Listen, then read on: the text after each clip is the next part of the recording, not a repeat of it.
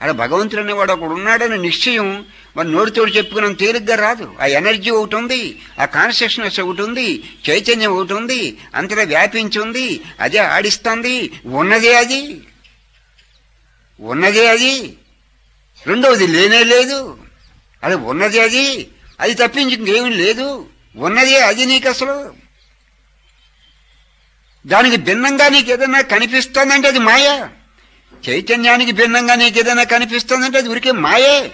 ఉన్నదే చైతన్యం. రెండవది లేనే లేదు.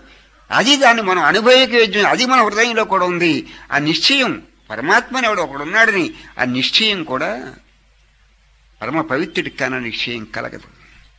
ఆ నిశ్చయం ఒకటి ఉంటే చాలు నువ్వు బాగుపడతావని చెప్పాడు. ఒకవేళ పుణ్యకర్మలు చెయ్యకపోయినా.